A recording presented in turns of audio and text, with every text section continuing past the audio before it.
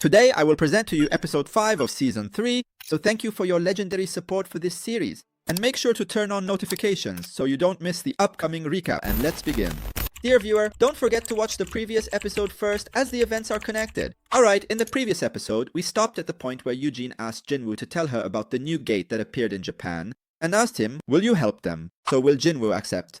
Let's find out. The response was the opposite of what was expected. Jin-Woo refused and said that he had more important matters to take care of. He showed the key that would return him to the gate where it all began. There are still 27 hours left until it appears. He was excited to find out what awaited him there. But up to this moment, the system wasn't telling him anything. So he moved on to complete the current mission and told himself that if the system refused to tell him, it was fine. He would find out everything on his own. The scene shifts to Russia. In this luxurious building, the S-rank hunter Yuri Orlov appears. He is the strongest barrier creator in the world. At this point, members of the Scabbard Sword Guild appear, having come to ask for his help in controlling the gate that appeared in Tokyo. They told him that the country would send 6 S-rank hunters on this mission. Yuri laughed and said that this number was too small, and added that they should keep some of them in reserve in case another gate appeared. He told them that their situation was dire, and that their country was now threatened with destruction due to the lack of S-rank hunters, which meant that they were in desperate need of him. That's why he demanded a huge sum, $3.6 billion a year,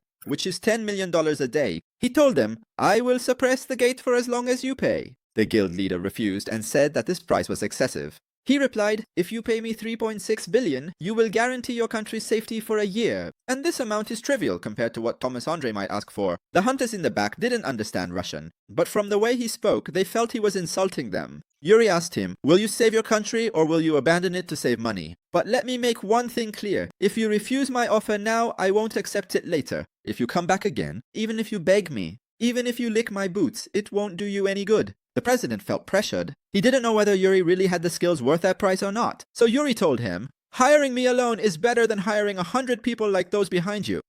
The two hunters didn't really understand what he was saying, but they felt that his last words were an insult to them and they were about to attack him. But suddenly, a barrier appeared around them, paralyzing them, and tell them that from now on, they won't be able to move a single muscle without my permission. And if you don't believe me, just try to move. Keep in mind, everyone, that they are both S-rank hunters. But in front of the King of Barriers, they were powerless. Then Yuri spoke to the leader and told him, I have a new offer for you. I will restrain the gate and forgive them both for the same price, just to show you how generous I am. After seeing the power of his barrier, the president accepted the offer, but he still needed to consult his country for final approval. So he asked him to give them a chance to make a quick call. The scene shifts to Korea. Jin-Woo is getting ready to leave and tells his mother, I'll be back soon. But she felt that he was hiding something from her. Even so, she didn't want to pressure him and just asked, Son, I don't need to worry about you, right? Jin-Woo was tense for a moment, then smiled and answered her, Yes, Mom. Everything is fine and I won't break my promise. I'll be back soon. 6 seconds remain until the awaited gate appears. Jin-Woo opened the box and took out the key. And indeed, the name of the place was revealed to him. The gate appeared at Gina's school. Fortunately, it was still closed due to the recent tragedy. So this place is considered safe. Jin-Woo arrived. The staff member stopped him from approaching, thinking he was a civilian. So he revealed his face, and she recognized him immediately. He asked her how long it had been since the gate appeared, and she told him 3 days. Jin-Woo was angry because the system had deceived him. He thought the gate would appear after the time ran out. But in reality, the time was to reveal the location, not the time of its appearance. So he asked the staff member if there were any hunters inside. She said yes, and that they had entered 2 hours ago. He told her that this mission must be cancelled immediately. She was surprised by his words because it was a C-rank gate, a weak gate. He told her that if they didn't come out immediately, they would all die. The staff member was shocked by this statement. Jin-Woo went in and said, I'll get them out myself. Inside, the corpses of monsters appear. The team stands in front of a closed room. They tried to open it but couldn't. But they were determined to enter it. They thought that behind this door a treasure awaited them. At that moment, Jin-Woo arrived and told them it was a trap. They were all terrified. They thought some monster had snuck up behind them and asked him, Who are you? He told them, I am the sole survivor of the double dungeon, so they didn't know who he was except for one person. And he asked him, Aren't you the hunter Sung Jin-Woo? He told them, This place is extremely dangerous. I'll take care of it. Please leave. Then he moved toward the entrance. He tried to pull the door, but it wouldn't budge, and he noticed an opening above the handle. At that moment, he realized that the key was meant to open the door, and indeed, it worked. The hunters were surprised. They didn't know how he did it, since they had tried every way to open the door and failed. At that moment, the team leader stepped forward. And tell him, you have no right to order us to leave. We bought the rights to this mission, even if you are an S-rank hunter. We have the right to enter. Jin-Woo thought about his words for a moment, then said, I won't stop you. If any of you wants to enter, go ahead. The leader moved first and entered. The system did not allow anyone to enter except the key holder. Immediately, one of the statues attacked him. If Jin-Woo hadn't intervened at the right moment, that hunter would have been crushed. The statue looked at them with savage eyes, as if warning them. Jin-Woo told the leader, "All the monsters inside are like this. Do you still want to go in?" And I think the answer is obvious. So he told them to leave, that no one should stay here, and told them to deliver his message to the association. The double gate appeared. Brothers, the door closed immediately after he entered, and the same scene repeated itself. The candles were lit, and the stone statues appeared, and in the middle, the largest of them sat on a chair, as if he were the leader. Here, Jin-Woo stepped forward toward him and said, "I've come!" But what happened before will not happen today. The statues did not move from their places. Jin-Woo noticed that they were neither monsters nor living beings, but merely puppets controlled by a single person. And this person was not the statue sitting on the chair, but rather another statue. It was the only one emitting magical energy. It was the statue holding the instruction tablet. Jin-Woo asked it to speak, but it showed no reaction. So Jin-Woo told it, "Aren't you planning to respond? I've exposed you." The statue then showed a terrifying smile, its eyes glowing a deadly red, and welcomed him. The scene shifts to Tokyo Airport. Hunter Yuri has arrived, and all the journalists from around the world have gathered there. They crowded around him and started taking pictures. They wanted to know his plan to stop the gate, and his response was simple. "I'll stop it the same way I stopped the previous one. I will place a powerful magical barrier around the gate, and with that, my job will be done. Nothing inside the gate will be able to get out." The journalists asked him, "What you're saying is impossible." They said, "Your magic alone isn't enough to stop an S-rank gate." He told them that his barrier has the ability to absorb magic from its surroundings to enhance its power. Therefore, magic cores will be placed near the barrier so it won't collapse. Then he smiled and told them confidently, "I will save you all. And just don't forget who saved you." This event was being broadcast on all news channels. The president of the Korean Association was not confident in Yuri's ability to stop this gate, and he was worried about the disaster that could happen if he failed. Then the director asked about Jin-Woo. How are things going with his new guild? The director told him that everything was fine and the situation in Seoul was under control thanks to him. The president was surprised when he saw the statistics. Fajino closed a large number of gates in a short period of time, but the manager was worried about the problems that might arise between the guilds because Gino was operating in their areas of influence. The manager laughed when he heard that and said, "One man has outdone all the major guilds. Who could have expected that?" Then he asked, "Did Gino request anything?" The manager replied, "Yes.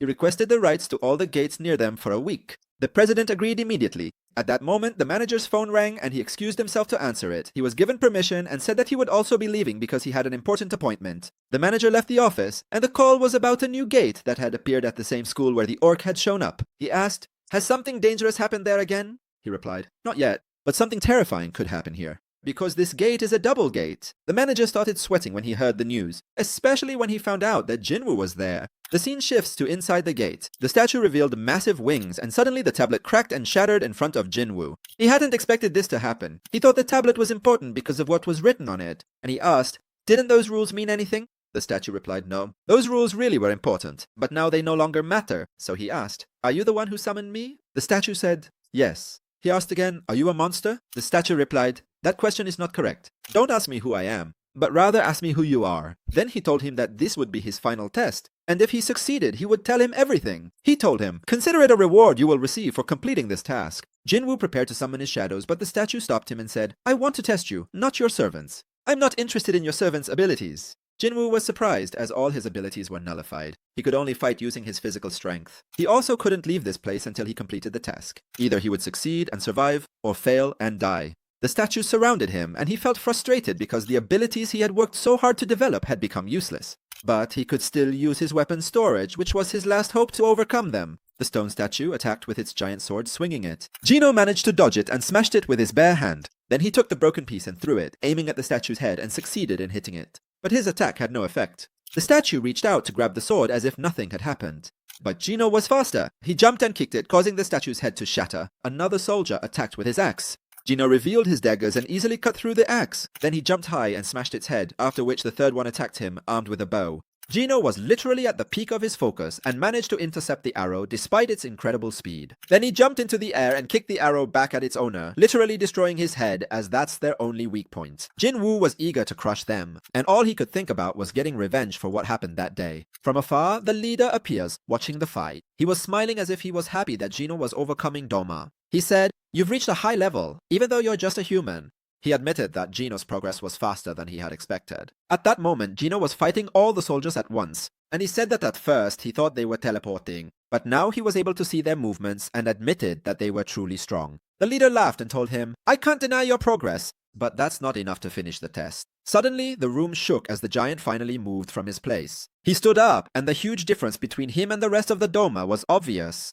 Even the leader looked like a dwarf in front of him. The giant glanced at Gino with a look full of arrogance and pride. As for the leader, he told him, it's time to appear before the ruler. The scene shifts to one of the buildings in the capital Seoul. The president of the Hunters Association was in an important meeting with a contract in front of him stating that the association would receive all the magic cores extracted from Jeju Island. The guest was the president of the Japanese Association. Junhee doesn't know what's happening or why Japan wants to give up its right, so he told him that Japan wants to hire Hunter Jin-Woo in return. The president laughed and said that the association doesn't control him and can't assign any task to Jin-Woo. The Japanese representative replied, we know that and we don't want you to convince him. We just want a chance to talk to him. The president considered the offer, especially since he knows that after the death of Hunter Ryuji, Japan has become very weak. That's why he sympathized with him and asked the interpreters to leave so he could speak with him in private. Matsumoto was surprised by this request. He didn't know that Junhee knew Japanese. He told him that he had spent part of his youth there. The interpreters left the room. Junhee was clear from the start. He told him, if you're planning something dirty, stop now.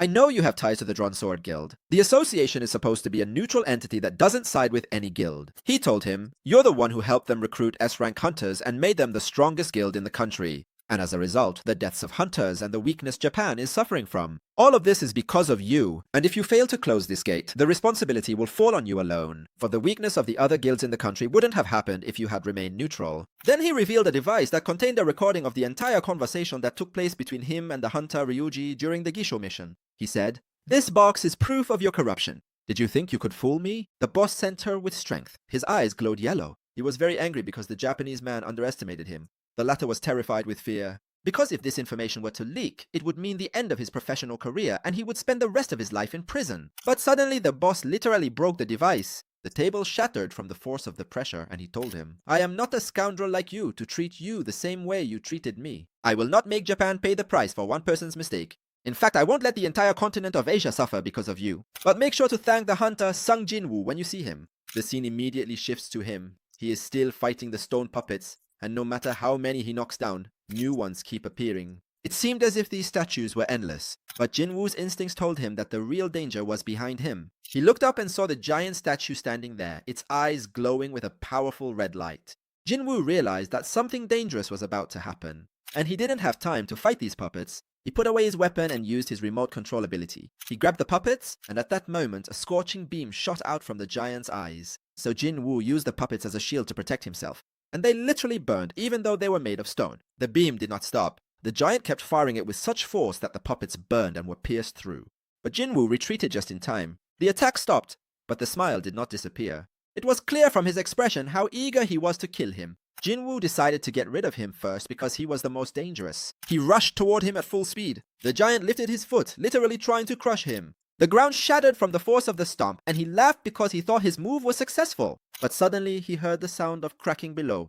The statue watched closely, wanting to know the source of that sound. Suddenly he saw Jin-Woo charging straight at him at rocket speed, so he prepared to fire another beam. Jin-Woo thought about using his control ability to change the direction of the attack, and this would give him the chance to get closer to its head. He pulled with all his strength and actually managed to turn the giant's head. And even he didn't expect his plan to succeed so easily, reaching exactly where he wanted, and immediately launched a slashing attack toward it. He unleashed several attacks, but was surprised when he saw the result, because despite the great power of that attack, it only caused scratch. Nevertheless, he did not give up. He decided to smash instead of cut, targeting the cracks, strengthening his hand, and began punching this time. It was clear that the giant was suffering from afar. The boss appeared surprised and said he did not expect to see his strongest puppet being beaten like this.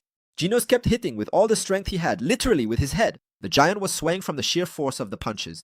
Genos decided to put all his strength into this blow. It looked like a missile as he struck the giant's face from the left side. It shattered and fell to the ground in a humiliating scene. Genos descended. The statues immediately attacked him, so he used his control skill and crushed them to the ground with ease. He noticed that his power had increased and said to himself, "Most likely my level increased after I entered this place." The boss applauded him. He said, "This is impressive." Genos replied, "Don't forget your promise. Keep it."